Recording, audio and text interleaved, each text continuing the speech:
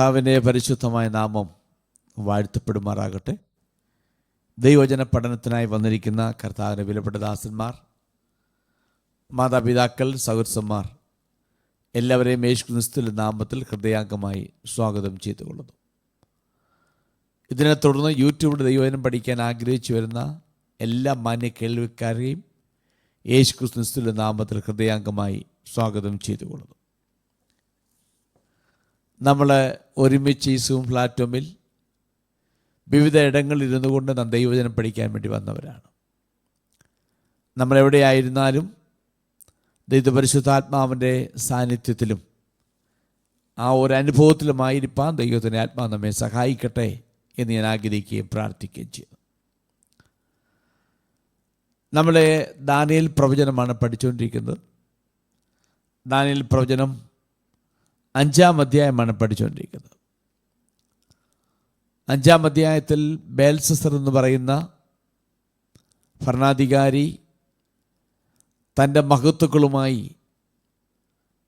തൻ്റെ ഭാര്യമാരും വെപ്പാട്ടികളും ചേർന്ന് ഒരു വിരുന്നൊരുക്കി വിവിധ ലോഹങ്ങൾ കൊണ്ടുണ്ടാക്കിയ ദേവീദേവന്മാരുടെ മുൻപിൽ നിന്നുകൊണ്ട് യെരുശലേം ദേവാലയത്തിൽ നിന്ന് നെബൂഖദ്നേസർ കൊണ്ടുപോയ പാത്രങ്ങൾ എടുപ്പിച്ചുകൊണ്ട് വന്ന് അതിനകത്ത് വീഞ്ഞു കുടിച്ച് അട്ടഹസിച്ച് സ്തുതിച്ചു കൊണ്ടിരിക്കുകയാണ്. ഈ സ്തുതിച്ചു കൊണ്ടിരിക്കുമ്പോഴാണ് പെട്ടെന്ന് വെള്ള തേച്ച വെള്ളയുള്ള ഭിത്തിയിന്മേൽ ഒരു കൈയെഴുത്ത് വരുന്നു. കൈപ്പത്തി താൻ കണ്ടു, എഴുതിയിരിക്കുന്നത് കണ്ടു, പക്ഷെ വായിക്കുവാൻ അറിയത്തില്ല, അത് മനസ്സിലാകുന്നില്ല. എന്നാൽ തനിക്കെന്തോ അതിനകത്തു നിന്നും മനസ്സിലായിട്ട് മുഖഭാഗം മാറി, കൈകാലുകൾ വിറയ്ക്കാൻ തുടങ്ങി, ഏപ്പ് ആടുവാൻ തുടങ്ങി. പെട്ടെന്ന് അലറി കൂവി പറഞ്ഞു, വേഗം കൽദേരെയും ശകുനവാദികളെയും മന്ത്രവാദികളെയും വരുത്തുവാൻ പറയുന്നു. അങ്ങനെ അവരെ വരുത്തി അവർക്ക് ഓഫർ കൊടുക്കുന്നു. ഇതൊക്കെ നിങ്ങൾ ചെയ്താൽ ഞാൻ നിങ്ങൾക്കിതെല്ലാം തരാം. അവരെ കൊണ്ട് അതിന് വ്യാഖ്യാനിക്കുവാൻ കഴിയാതെ അവർ മടങ്ങിപ്പോകുന്നു. വീണ്ടും അദ്ദേഹത്തിൻ്റെ മാതാവ് രാജ്ഞി അവർ വരികയും അവർ പറഞ്ഞു കൊടുക്കുന്നു, ഈ രാജ്യത്ത് നിൻ്റെ പിതാവിൻ്റെ കാലഘട്ടത്തിലുണ്ടായിരുന്ന നിന്റെ പിതാവ് തന്നെ ബേൽസസർ എന്ന് പേരിട്ട ദാനിയേൽ എന്ന് പറയുന്ന ഒരുവനുണ്ട്. നീ അവനെ വിളിച്ചാൽ അവനിത് വായിക്കുകയും നിനക്കത് പറഞ്ഞു തരികയും ചെയ്യുമെന്ന് പറയുന്നു. ആ ഭാഗത്ത് ദാനിയേലിനെക്കുറിച്ച് പറയുന്ന വളരെ വിശദാംശങ്ങൾ അവിടെ പറയുന്നുണ്ട്. വിശുദ്ധ ദേവന്മാരുടെ ആത്മാവുള്ളവനാണെന്നൊക്കെ ആ രാജ്ഞി ആവർത്തിച്ച് പറയുന്നുണ്ട്. അങ്ങനെ അദ്ദേഹത്തെ ദാനിയേലിനെ വിളിച്ചുകൊണ്ട് വരുന്നു. ദാനിയേലിനെ വിളിച്ചുകൊണ്ട് വരുമ്പോൾ ബേൽസസർ ചില ചോദ്യങ്ങൾ ചോദിക്കുന്നു. എന്നിട്ടും ദാനിയേലിന് ചില ഓഫറുകൾ കൊടുക്കുകയാണ്. മൂന്നാമനായി വാഴിക്കാം, അത് ചെയ്യാം, ഇത് ചെയ്യാം എന്നൊക്കെ പറഞ്ഞിട്ട്. അങ്ങനെ ദാനിയേൽ ആ ചുവരെടുത്ത് വായിക്കാൻ വേണ്ടി പോവുകയാണ്. വായിക്കുന്നതിന് മുമ്പായി തന്നെ ദാനിയേൽ ആ ന്യായവിധിക്കുണ്ടാകുന്ന കാരണത്തെ, ഒരു ന്യായവിധി നടക്കാൻ വേണ്ടി പോവുകയാണ്. ആ ന്യായവിധിക്കുണ്ടാകാൻ പോകുന്ന കാരണത്തെക്കുറിച്ച്, നിന്റെ വല്യപ്പച്ചൻ ഇതേ സ്വഭാവം കാണിച്ചു, തനിക്ക് ഇതൊക്കെ സംഭവിച്ചു, അതിന് കാരണം അദ്ദേഹത്തിന് നിഗളമാണെന്നും അങ്ങനെ അദ്ദേഹത്തിന് ജീവിതത്തിൽ സംഭവിച്ചു നീ കണ്ടിട്ടും നിനക്ക് മാനസാന്തരപ്പെടുവാനോ നിനക്ക് നിന്നെ തന്നെ താഴ്ത്തുവാനോ നീ മനസ്സ് കാണിച്ചില്ല. അതിൻ്റെ 17 മുതലുള്ള വാക്യങ്ങൾ നമ്മൾ വായിക്കുമ്പോൾ ആ ഭാഗങ്ങൾ എടുത്തെടുത്ത് പറയുന്നുണ്ട്. അവൻ്റെ മനസ്സ് അഹങ്കാരത്താൽ നിഗളിച്ചു പോയി. മനുഷ്യനെന്ന് പറഞ്ഞ അവസ്ഥയിൽ നിന്നും മൃഗമെന്ന് പറയുന്ന അവസ്ഥയിലേക്ക് അവൻ്റെ ജീവിതം ചുരുങ്ങുന്നു. ബേൽശസ്സരേ, നീ ഇതൊക്കെയും അറിഞ്ഞിട്ടും തിരുമേനിയുടെ ഹൃദയത്തെ താഴ്ത്താതെ സ്വർഗസ്ഥനായ കർത്താവിൻ്റെ നേരെ തന്നെത്താൻ ഉയർത്തി നീ ചെയ്ത പണി കർത്താവിൻ്റെ ആലയത്തിലെ പാത്രങ്ങളെ തിരുമുമ്പിൽ കൊണ്ടുവന്നു. നീയും മഹത്തുക്കളും ഭാര്യമാരും വെപ്പാട്ടികളും അവയിൽ നിന്ന് വീഞ്ഞു കുടിച്ചു. നോക്കണം, ഒന്ന്, നീ നിന്റെ പിതാവിന് സംഭവിച്ചതൊക്കെ നീ കണ്ടിട്ടും കേട്ടിട്ടും അതറിഞ്ഞിട്ടും നീ നിന്നെ തന്നെ താഴ്ത്തിയില്ല. 2, നീ നിഗളിച്ചു. 3, നീ ആലയത്തിൻ്റെ പാത്രം എടുത്തുകൊണ്ട് വന്നിട്ട് നീയും മഹത്തുക്കളും നിൻ്റെ ഭാര്യമാരും വെപ്പാട്ടികളും ചേർന്ന് അതിനകത്ത് വീഞ്ഞൊഴിച്ച് അതിൽ നിന്നും നീ കുടിച്ചു. അടുത്തൊരു കാര്യം പ്രധാനമായി പറയുന്നത്, വിവിധ ലോകങ്ങൾ കൊണ്ടുണ്ടാക്കിയ അവിടെ വായിക്കുന്നത് കാണാനും കേൾപ്പാനും അറിയുവാനും കഴിയാത്ത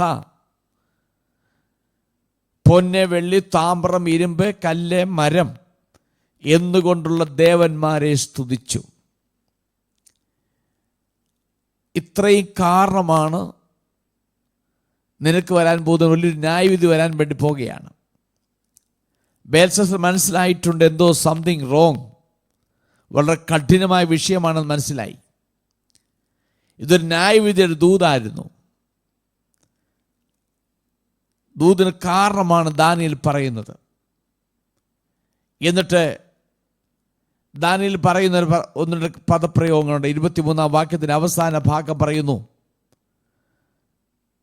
തിരുമനസ്സിലെ ശ്വാസവും എല്ലാ വഴികളും കൈവശമുള്ളവനായ ദൈവത്തെ മഹത്വീകരിച്ചതുമില്ല. അത് വളരെ പ്രധാനപ്പെട്ട ഒരു ഭാഗമാണ്.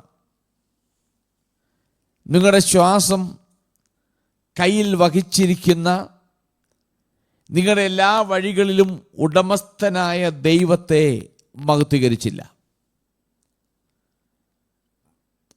നിന്റെ ജീവന് കാവൽ കൊടുക്കുന്ന നിന്റെ ജീവൻ എപ്പോഴും ദൈവത്തിൻ്റെ കരുത്തിലാണെന്നും, ആരുടെ കരുത്തിലാണോ നിന്റെ ജീവൻ ഇരിക്കുന്നത് ആ ദൈവത്തിന് മഹത്വം കൊടുത്തില്ല. നിനക്ക് നിന്റെ എല്ലാ വഴികളെ ഉടമസ്ഥൻ, ഇഷ്ടമുള്ളതിലേക്ക് തിരിച്ചു വിടാൻ കഴിയുന്ന ഉടമസ്ഥനായ ദൈവത്തിന് മഹത്വം കൊടുത്തില്ല. നാം ഈ ഭാഗം പറഞ്ഞാണ് കഴിഞ്ഞ ആഴ്ച നിർത്തിയത്. ഒന്ന്, ശ്വാസം എല്ലാം ദൈവത്തിൻ്റെ കരത്തിലാണ്. നമ്മുടെ സകല വഴികളും ദൈവത്തിൻ്റെ മുമ്പാകെ ഇരിക്കുകയാണ്. അത് സംഗീതമൊക്കെ പറഞ്ഞ്, നിന്റെ വഴി യഹോവയെ പരമേൽപ്പിക്കുക, അതിനെ നിവർത്തിക്കും. നമ്മുടെ ആയുസ്സും നമ്മുടെ ജീവനും എല്ലാം ദൈവത്തിൻ്റെ കരങ്ങളിലാണ്. ദൈവം നിശ്ചയിക്കുന്നതിൽ മാത്രമേ കാര്യങ്ങൾ നടക്കുകയുള്ളൂ. പലരും തെറ്റായി വ്യാഖ്യാനിക്കാറുണ്ട്. എന്നാൽ ഓർത്തുകൊള്ളണം, നമ്മുടെ ശ്വാസം ദൈവത്തിൻ്റെ കയ്യിലാണ് ഇരിക്കുന്നത്. നമ്മുടെ ജീവൻ ഒരിക്കലും പിശാചിൻ്റെ കയ്യിലല്ല നമ്മുടെ ജീവൻ ഇരിക്കുന്നത്. അതുകൊണ്ട് നമ്മുടെ ശരീരത്തിന്മേൽ മാത്രമല്ല, നമ്മളിലുള്ള ശ്വാസത്തിന് മേലും നമ്മുടെ ആത്മാവിൻ്റെ മേലൊക്കെയും പരിപൂർണ അധികാരമുള്ള കർത്താവിനെ ഇവിടെ എടുത്ത് കാണിക്കുകയാണ്. അതുകൊണ്ട് ഈ രാത്രിയിൽ ഈ സൂം പ്ലാറ്റ്ഫോം അറ്റൻഡ് ചെയ്യുന്നവർ പറയട്ടെ, നമ്മൾ വസിക്കുന്ന ഈ ഭൂമിയിൽ വസിക്കുമ്പോൾ നമ്മളെ യാതൊരു വിധമാകുന്ന ടൈം നോക്കാതെ ശ്വസിച്ചുകൊണ്ടിരിക്കുന്ന നമ്മുടെ ശ്വാസം ദൈവത്തിൻ്റെ കരത്തിലാണ്. ആ പദപ്രയോഗം വളരെ പ്രധാനപ്പെട്ടതാണ്. അതെല്ലാം ദൈവത്തിൻ്റെ കരത്തിലാണ്. ദൈവം അനുവദിച്ചിട്ടല്ലാതെ അതിലാർക്കും കൈവെക്കാൻ കഴിയത്തില്ല. എത്ര വലിയ കോട്ട കെട്ടിയുണ്ടാക്കിയാലും, എത്ര സൈന്യാധിപന്മാരെ കാവലാക്കിയാലും, ദൈവം അതിന്മേൽ കാവൽ നിൽക്കുന്നില്ല എങ്കിൽ കാവൽക്കാർ വൃഥാ ജാഗരിക്കുന്നു. ഞാൻ പറഞ്ഞ വേദഭാഗം ഈ അധ്യായത്തിൻ്റെ അവസാന ഭാഗം വരുമ്പോൾ ഞാൻ ഒന്നുകൂടെ റിപ്പീറ്റ് ചെയ്യാം. ഇനി നമുക്ക് അടുത്ത വേദഭാഗത്തിലേക്ക് പോകാം. 24 മുതൽ 28 വേദഭാഗങ്ങൾ ഒന്ന് വായിക്കാം. അവൻ ആ കൈപ്പത്തി അയച്ച് ഈ എഴുത്തെഴുതിച്ചു. എഴുതിയിരിക്കുന്ന എഴുത്തോ മെനെ മെനെ തെക്കേൽ ഊഫസീൻ. കാര്യത്തിന്റെ അർത്ഥമാവിത്: മെനെ എന്ന് വെച്ചാൽ ദൈവം നിന്റെ രാജ്യത്വം എണ്ണി അതിനന്തം വരുത്തിയിരിക്കുന്നു. തെക്കേൽ എന്ന് വെച്ചാൽ തുലാസിൽ നിന്നെ തൂക്കി കുറവുള്ളവനായി കണ്ടിരിക്കുന്നു. പെരേസ് എന്ന് വെച്ചാൽ നിന്റെ രാജ്യം വിഭാഗിച്ച് മേദ്യർക്കും പാർസികൾക്കും കൊടുത്തിരിക്കുന്നു. ഓക്കെ, ഇവിടെ കൈയെഴുത്ത് കൈകൊണ്ടെഴുതി അത് ദാനിയേൽ വായിച്ചു. ആർക്കും വായിക്കാൻ കഴിയാത്തത് ദാനിയേൽ വായിച്ചു. എന്തുകൊണ്ടാണ് ദാനിയേൽ വായിച്ചതെന്നും മറ്റുള്ളവർക്ക് എന്തുകൊണ്ടാണ് വായിക്കാതെ പോയതെന്നുള്ളത് ഞാൻ പുറകാല കാര്യം പറയാം. മെനെ മെനെ തെക്കേൽ ഉഫാർസീൻ, ഇതിലെ ഓരോ വാക്കും ഒരു ചെറിയ പദമാണെങ്കിലും ആ പദത്തിൻ്റെ അകത്ത് വലിയ ആശയങ്ങൾ അടങ്ങിയിരിക്കുന്ന കൊച്ചു കൊച്ചു പദങ്ങൾ അതല്ല.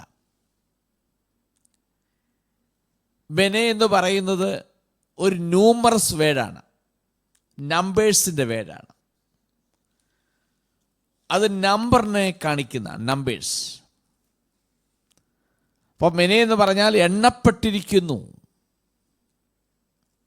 അതാണ്, കൗണ്ട് ചെയ്യപ്പെട്ടിരിക്കുകയാണ്.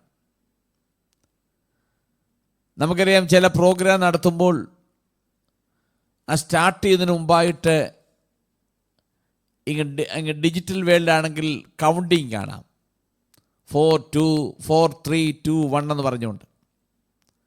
അപ്പോൾ നിന്റെ അവസാനം കൗണ്ട് ചെയ്യപ്പെട്ടിരിക്കുന്നു, എണ്ണപ്പെട്ടിരിക്കുന്നു, എണ്ണാൻ തുടങ്ങിക്കഴിഞ്ഞു. തെക്കേൽ എന്ന് പറഞ്ഞാൽ അത് ഈ ഭാരം തൂക്കുന്ന അല്ലെങ്കിൽ വെയിറ്റ് കണക്കാക്കുന്ന ഒരു കാര്യമാണത്. തൂക്കി നോക്കി വെയിറ്റ് അറിയുന്ന എന്ന് പറയാൻ നിന്നെ തൂക്കി നോക്കി. പെരേശ് എന്ന് പറയുന്നുണ്ട്.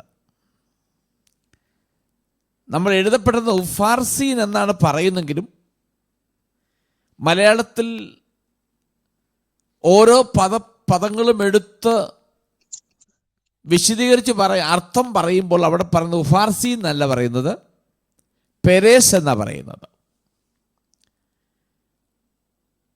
അതിൻ്റെ അർത്ഥമാവിത എന്ന് പറഞ്ഞ് താഴോട്ട് വരുമ്പോൾ അവിടെ ഉഫാർസീൻ എന്ന് പറയുന്നില്ല, പെരേസ് എന്നാണ് പറയുന്നത്. അതിൻ്റെ 28ാമത്തെ വാക്യത്തിൽ പറയുന്നുണ്ട്. അതെന്താ ചോദിച്ചാൽ അതൊരു സിംഗുലർ വേർഡാണ്. ബേൽശസ്സറിന്റെ നാളുകൾ എന്തുണ്ടെന്ന് ദൈവത്തിനറിയാം.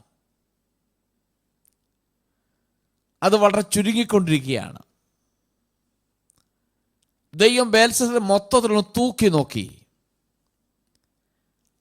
അവനെ ഇപ്പോൾ അവൻ്റെതായിരിക്കുന്ന അളവെത്ര എന്നുള്ളത് വെളിച്ചത്ത് എഴുതപ്പെട്ടിരിക്കുകയാണ്. തുലാസി തൂക്കി നോക്കുമ്പോൾ കുറവുള്ളവനായി കണ്ടെത്തിയിരിക്കുന്നു. ശക്തമായ സൈന്യവും അതിൻ്റെ തന്ത്രങ്ങളും ഉള്ളതായൊരു ബാബിലോൺ സാമ്രാജ്യം, അതിപ്പോൾ കീഴടക്കാൻ പോകുന്നത് അതിലും ശക്തമേറിയ ഒരു സൈന്യവും മികച്ച തന്ത്രങ്ങളുമായി ബാബിലോൺ സാമ്രാജ്യത്തെ കീഴടക്കാൻ വേണ്ടി പോവുകയാണ്. ബേൽശസ്സറിൻ്റെയും അവൻ്റെ രാജ്യത്തിൻ്റെയും ആത്മീയവും ധാർമ്മികവുമാകുന്ന മൂല്യങ്ങൾ കുറവാണെന്ന് കണ്ടെത്തിയതിനാൽ ഈ രാജ്യം മേദ്യ പേർഷ്യ എന്ന് പറയുന്ന സൈന്യങ്ങൾക്ക് വേണ്ടി വിട്ടുകൊടുക്കാൻ വേണ്ടി പോവുകയാണ്. അതുകൊണ്ട് ദൈവം ബേൽശസ്സറിന്റെ രാജ്യം മേദ്യർക്കും പാർസികൾക്കും വിട്ടുകൊടുക്കുകയാണ്. ഞാൻ മുമ്പേ പറഞ്ഞ വാർത്ത വ്യാഖ്യാനത്തിൽ വരുമ്പോൾ പെരേസ് എന്നാണ് പറയുന്നത്. അതങ്ങനെയാണ് എഴുതിയിരിക്കുന്നത്. വാസ്തവത്തിൽ പറയുമ്പോൾ ഫാർസി എന്ന് പറഞ്ഞാലും അതിൽ എഴുതപ്പെട്ടത് പെരേസ് എന്നാണ് എഴുതപ്പെട്ടത്.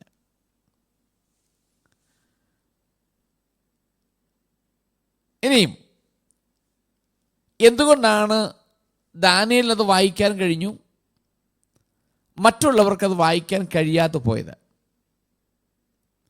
അതിനെക്കുറിച്ച് പണ്ഡിതന്മാരുടെ അഭിപ്രായവും അതിൽ കിട്ടിയ രേഖകളും ഇങ്ങനെയാണ്. ഇത് അരാമ്യ ഭാഷയിലാണ് എഴുതപ്പെട്ടതെന്ന് പറയപ്പെടുന്നുണ്ട്. എന്നാൽ അക്ഷരാർത്ഥത്തിൽ ഒരു പ്രത്യേക തരത്തിലുള്ളതായിരുന്നതിനാൽ അവിടെ വന്ന വിദ്വാൻമാർക്ക് ആർക്കും ഇത് വായിക്കാനോ അർത്ഥം പറയുവാനോ കഴിഞ്ഞില്ല. നിങ്ങൾ ചിലർക്ക് അറിയാമായിരിക്കാം, കൽദയ ഭാഷ, എബ്രായ ഭാഷ, അരാമ്യ ഭാഷ, ഇന്നത്തെ അറബിക് ഭാഷ, ഇതെല്ലാം എഴുതുന്നത് വലത്ത് ഭാഗത്തു നിന്ന് ആരംഭിച്ച് ഇടത്ത് ഭാഗത്തോട്ടാണ് എഴുതി അവസാനിപ്പിക്കുന്നത്. വലത്തു നിന്ന് ആരംഭിച്ച് ഇടത്തോട്ട് പോകുന്നു. നമ്മൾ വായിക്കുമ്പോൾ എഴുതുമ്പോഴും വലത്തു നിന്ന് ആരംഭിച്ച് ഇടത്തോട്ടാണ് എഴുതുകയും വായിക്കുകയും ചെയ്യുന്നത്. നമ്മുടെ ബൈബിളിൽ ഇപ്പോൾ നമ്മൾ ആരംഭിക്കുന്നത് ഏറ്റവും ഫ്രണ്ട് ഇതാണ് നമ്മൾ കാണുന്നത്. എന്നാൽ അവരുടെ കാര്യം വരുമ്പോൾ നമ്മുടെ അവസാനത്തെ പേജാണ് അവരുടെ ആദ്യത്തെ പേജ്. അവരുടെ അവസാനത്തെ പേജാണ് നമ്മുടെ ആദ്യത്തെ പേജ്. അപ്പോൾ വലത്തു നിന്ന് ഇടത്തോട്ടാണ്. എന്നാൽ ഇന്ത്യയിലെ ലാംഗ്വേജും ഇംഗ്ലീഷും മറ്റും ഇടത്തു നിന്ന് വലത്തോട്ട് എഴുതുന്നത്. അപ്പോൾ അങ്ങനെ ഒരു വ്യത്യാസമുണ്ട്. ഇത് അരാമ്യ ഭാഷ എഴുതപ്പെട്ടത്. അരാമ്യ ഭാഷ വലത്തു നിന്ന് ഇടത്തോട്ട്. കൽദയ ഭാഷയും എബ്രായ ഭാഷയും അറബിക് ഭാഷയെല്ലാം വലത്തു നിന്ന് ഇടത്തോട്ടാണ്. നമ്മുടെ ഇന്ത്യ ഭാഷയും മറ്റും ഇടത്തു നിന്ന് വലത്തോട്ട്. എന്നാൽ ഇത് വലത്തു നിന്ന് ഇടത്തോട്ട് എഴുതിയെങ്കിലും ആ എഴുത്തിനൊരു വ്യത്യാസമുണ്ടായിരുന്നു. ഇത് മുകളിൽ നിന്ന് താഴോട്ടാണ് എഴുതിയത്. മെനെ മെനെ എന്ന് പറയുമ്പോൾ MNA അങ്ങനെ ഇത് ഹൊറിസോണ്ടലായിട്ടാണ് എഴുതിയത്, മുകളിൽ നിന്ന് താഴോട്ട്. അത് MNA മെനെ മെനെ. തൊട്ടപ്പുറത്ത് വീണ്ടും ആ മുകളിൽ നിന്ന് താഴോട്ട് മൂന്ന് അക്ഷരമായിട്ടാണ് കാണപ്പെട്ടത് എന്നാ പറയപ്പെടുന്നത്. മെനെ 2 പ്രാവശ്യം, TKL അത്രയുള്ളെന്നാണ് പറയപ്പെടുന്നത്. അടുത്ത PRS പെരേസ്. ഇത് മുകളിൽ നിന്ന് താഴോട്ടാണ് എഴുതിയത്. ഇതുകൊണ്ടാണ് അവർക്കിത് വായിക്കാൻ കഴിയാതെ പോയത്. സാധാരണ നമ്മൾ വായിക്കുമ്പോൾ വലത്തുനിന്ന് ഇടത്തോട്ടായാലും ഇടത്തുനിന്ന് വലത്തോട്ടായാലും ലൈൻ പ്രകാരമാണ് വായിക്കുന്നത്. ഇതങ്ങനെയല്ല എഴുതിയത്, മുകളിൽ നിന്ന് താഴോട്ടാണ് എഴുതിയത്. അപ്പോൾ അതുകൊണ്ടാണ് വായിക്കാൻ അവർക്ക് ബുദ്ധിമുട്ടായിപ്പോയത്. ദാനിയേലിനെ സംബന്ധിച്ച് ദൈവം കൊടുത്ത കൃപയും പ്രകാരം അവനത് മനസ്സിലാക്കി അവനത് വായിച്ചു. അതാണ് വായിക്കാൻ ഉണ്ടായ പ്രശ്നത്തിനുണ്ടായ ബുദ്ധിമുട്ട്. അവിടെയാണ് മെനെ മെനെ എന്ന് പറയുമ്പോൾ നിന്റെ രാജ്യത്ത് ദൈവം എണ്ണി അത് അടുപ്പിച്ചാണ് പറയുന്നത്. എണ്ണി എന്നാണ് പറയുന്നത്. അപ്പോൾ അത് വളരെ സീരിയസ് ആയിരിക്കുന്ന വിഷയം. ഒരു കാര്യം ആവർത്തിച്ച് പറയുമ്പോൾ അത് ഭയങ്കര സീരിയസ് ആണ്, കഠിനമുള്ളതാണത്. ഇച്ചിരി ജാഗ്രത കൊടുക്കേണ്ട വിഷയമാണ്. തെക്കേൽ എന്ന് പറയുമ്പോൾ ഞാൻ നിന്നെ തൂക്കി നോക്കി, കുറവുള്ളവനായി കണ്ടിരിക്കുന്നു. പെരേസ് എന്ന് പറയുമ്പോൾ നിന്റെ രാജ്യം വിഭാജിച്ച് മേദ്യർക്കും പേർഷ്യർക്കും കൊടുക്കാൻ വേണ്ടി പോവുകയാണ്. അപ്പോൾ ഇത് മുകളിൽ താഴോട്ട് എഴുതിയതിനാൽ മറ്റുള്ളവർക്കത് മനസ്സിലാക്കാനോ വായിക്കുവാനോ കഴിഞ്ഞില്ല. ദാനിയേൽ വായിച്ച് അതിനർത്ഥം പറയുവാൻ സാധിച്ചു. ഇനി നമ്മൾ മുമ്പോട്ട് പോകുമ്പോൾ നിന്റെ രാജ്യത്വം എണ്ണപ്പെട്ടിരിക്കുന്നു എന്ന് പറഞ്ഞത് അക്ഷരാർത്ഥത്തിൽ അത് നിവർത്തിക്കപ്പെട്ടതായിട്ട് ആ അധ്യായത്തിൽ തന്നെയുണ്ട്. ഇന്ന് രാത്രി ശേഷിക്കുന്ന സമയം കൊണ്ട് ഞാൻ അതൊന്ന് വിശദീകരിക്കാൻ ആഗ്രഹിക്കുന്നത്. എങ്ങനെയാണ് അവിടെ അത് പിടിച്ചെടുത്തതെന്നതിനെ കുറിച്ച് പറയാം.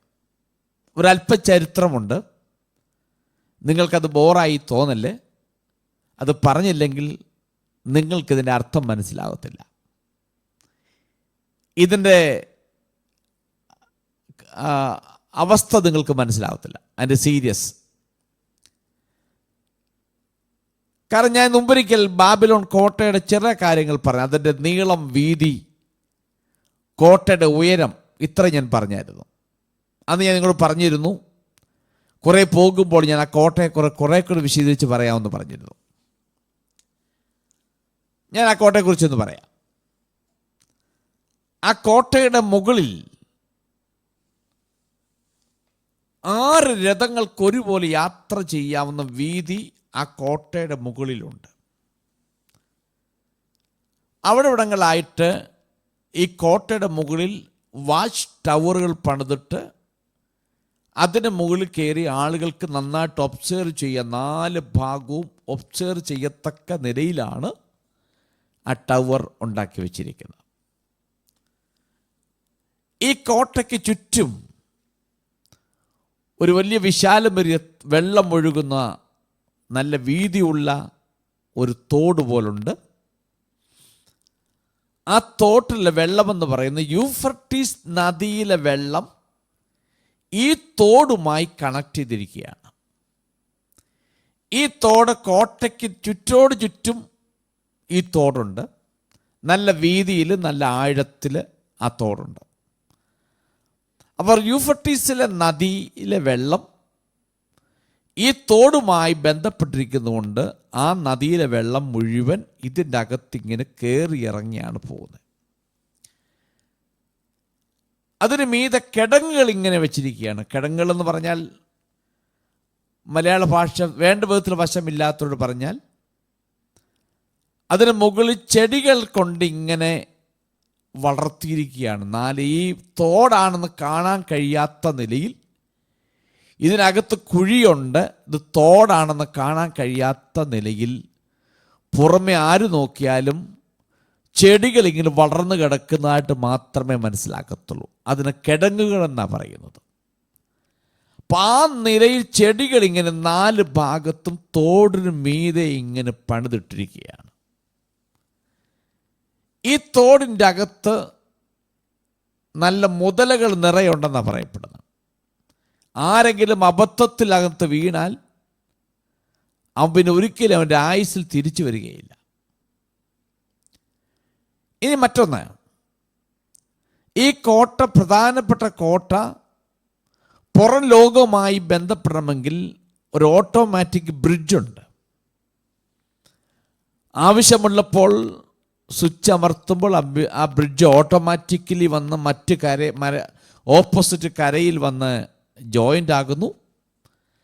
അവിടെ ആവശ്യം കഴിയുമ്പോൾ അത് തിരികെ അതകത്തേക്ക് പിൻവലിക്കപ്പെടുന്ന നിലയിലാണ് ആ ബ്രിഡ്ജ് ഉണ്ടാക്കി വെച്ചിരിക്കുന്നത്.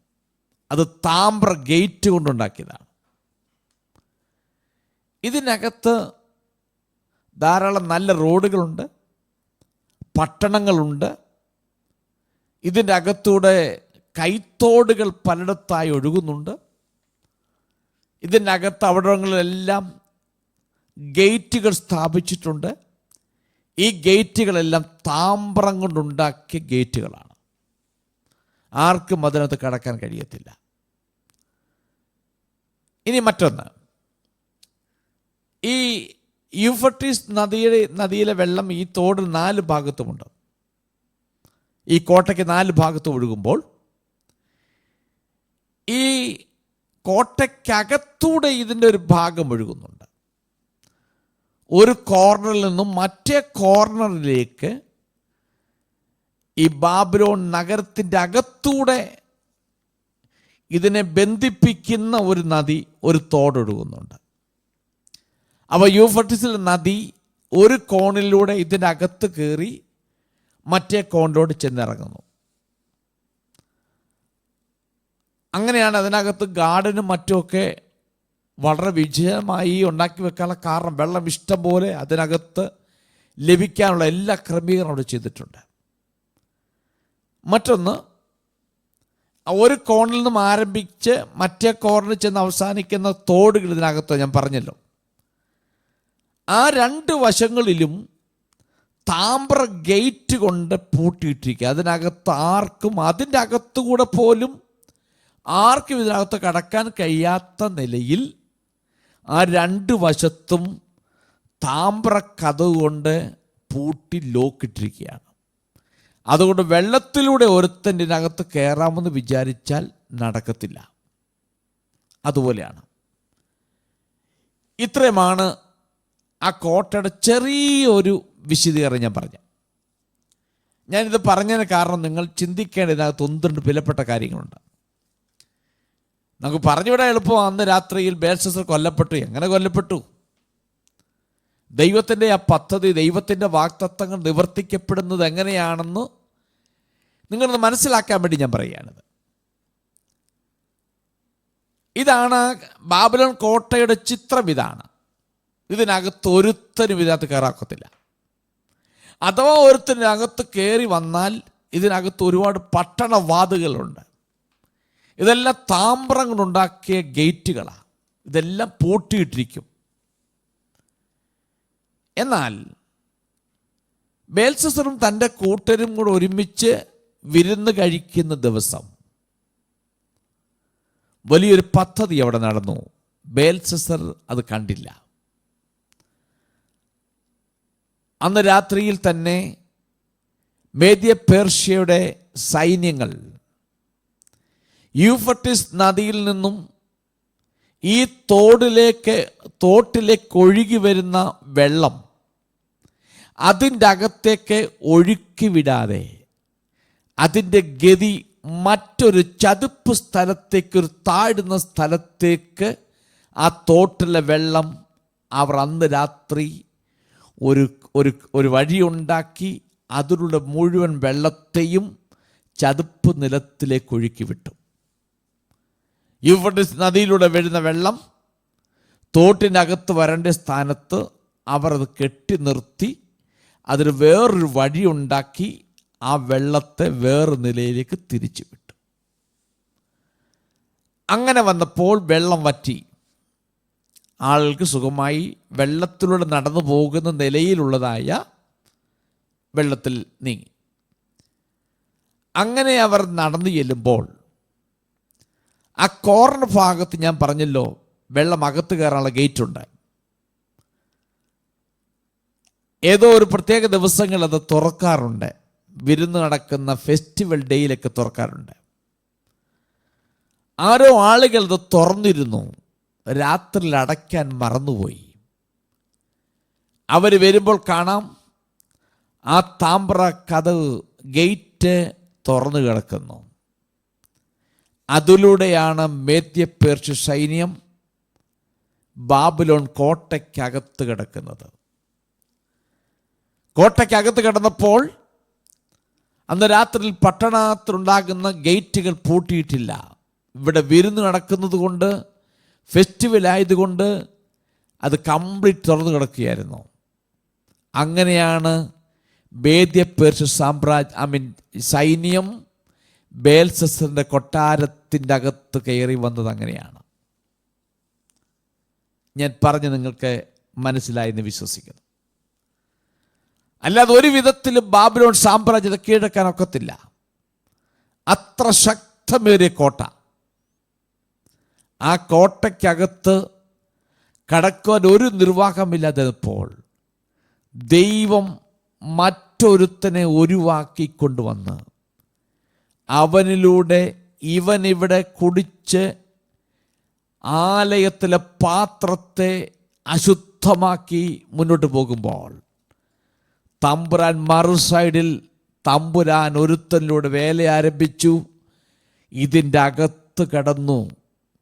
ബേൽസസറിനും സൈന്യത്തിനും ഒന്നും ചെയ്യുവാൻ കഴിയാത്ത നിലയിൽ മേദ്യപേർഷ്യയുടെ സൈന്യം മുഴുവൻ ബാബിലോൺ കോട്ടയ്ക്കകത്തൊറ്റ രാത്രി കൊണ്ട് കയറി. നിങ്ങൾക്കിത് മനസ്സിലാക്കണമെങ്കിൽ യെശയ്യാപ്രവചനം 44 അധ്യായത്തിന് 28 വാക്യം ഒന്ന് വായിച്ച്.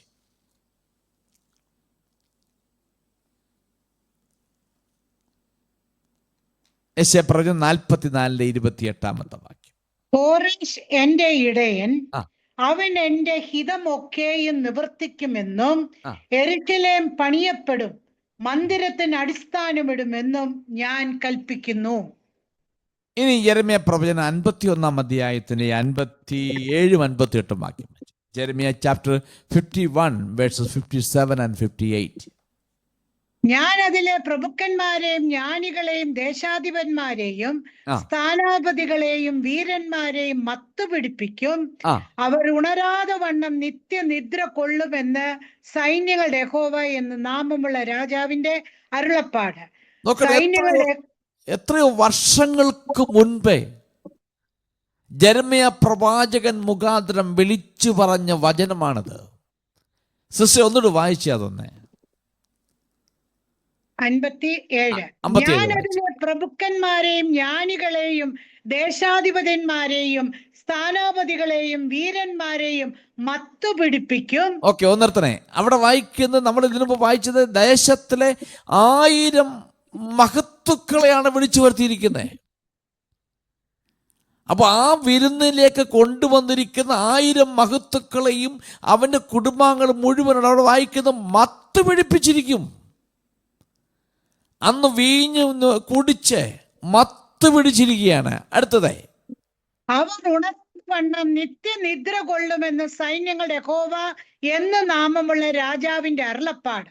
അവർ എന്നേക്കുമായി കുടിച്ച് കുടിച്ച് മത്ത് പിടിച്ചിട്ട് അവർ സുഖനിദ്രയിലേക്ക് അവർ പോകും. അടുത്തത്, സൈന്യങ്ങളുടെ യഹോവ ഇപ്രകാരം അരുളി ചെയ്യുന്നു, ബാബേലിന്റെ വിശാലമായ മതിലുകൾ അശേഷം ഇടിഞ്ഞു പോകും, അതിന്റെ ഉയർന്ന വാതിലുകൾ തീ പിടിച്ചു വെന്തു പോകും.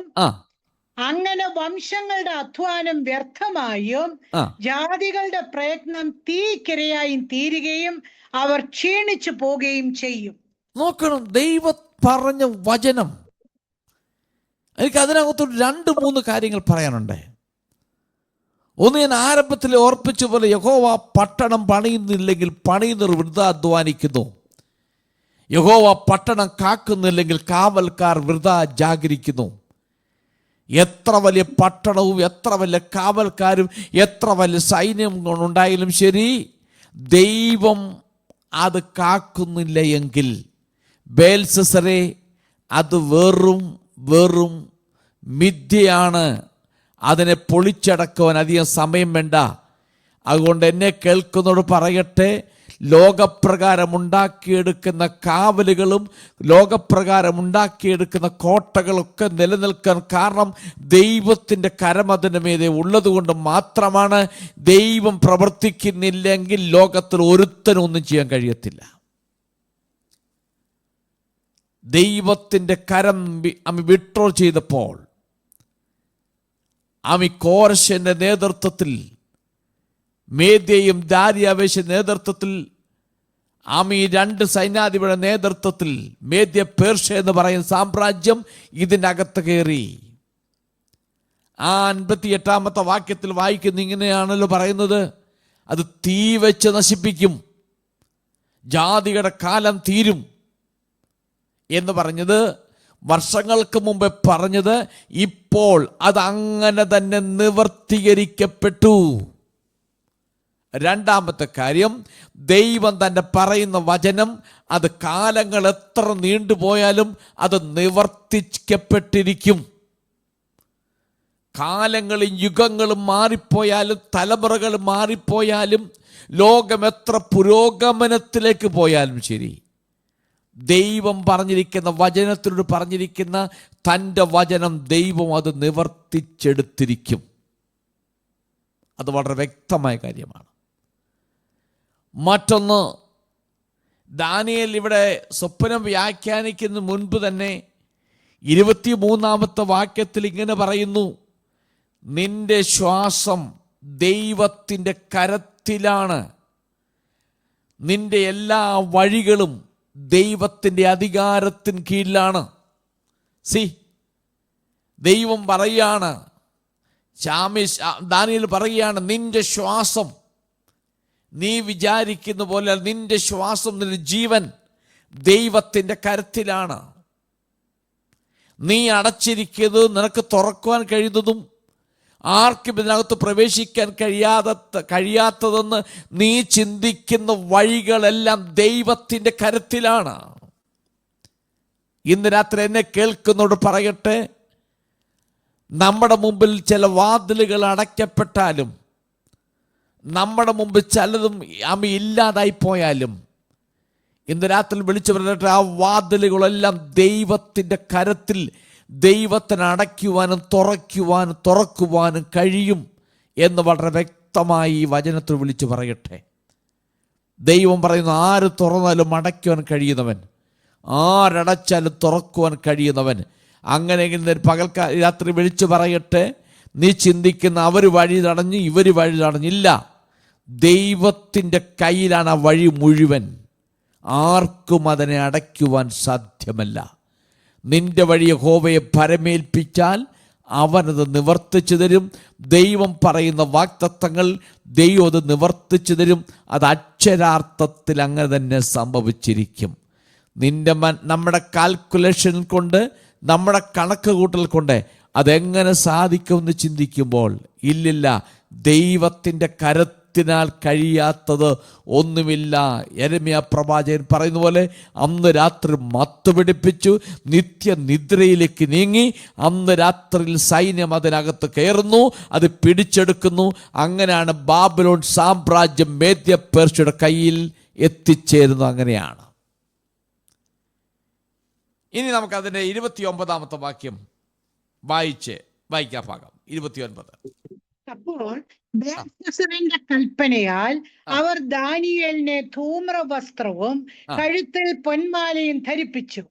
അവൻ രാജ്യത്തിലെ മൂന്നാമനായി വാഴുമെന്ന് അവനെ കുറിച്ച് പ്രസിദ്ധമാക്കി.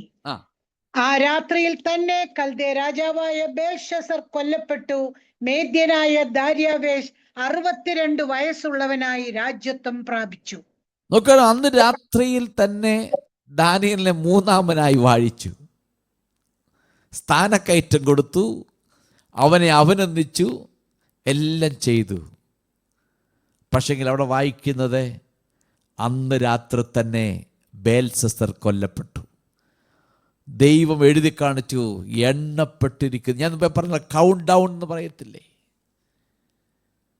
5 4 3 2 1 എന്ന് സാധാരണ കൗണ്ട് ഡൗൺ ചെയ്യുന്നത് പോലെ ദൈവം എഴുതി കാണിച്ച് എഴുതപ്പെട്ട് തുടങ്ങിയിരിക്കുന്നു. നിമിഷങ്ങൾ, നാളുകൾ എണ്ണപ്പെട്ടിരിക്കുന്നു. പറഞ്ഞതുപോലെ തന്നെ ഇത് വ്യാഖ്യാനിച്ചു. അന്ന് രാത്രിയിൽ തന്നെ ബേൽശസ്സർ കൊല്ലപ്പെട്ടു.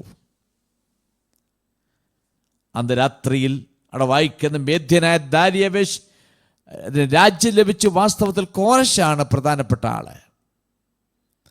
കോരശന്റെ ഉപരാജാവായി ആയിട്ടാണ് ദാര്യാവേശിനെ ഇവിടെ അപ്പോയിന്റ് ചെയ്തിരിക്കുന്നത്. പേർഷ്യക്കാരനായിരുന്ന കോരശിൻ്റെ കീഴിലാണ് ദാര്യാവേശ് ഒരു രാജാവായി ഇതിൻ്റെ ചുമതല ഏൽക്കുന്നത്. ഇന്ന് രാത്രിയിൽ എൻ്റെ വാക്ക് അവസാനിപ്പിക്കുന്ന മുമ്പായി തന്നെ ഒരു കാര്യം കൂടി പറഞ്ഞ് നിർത്തിക്കൊള്ളട്ടെ.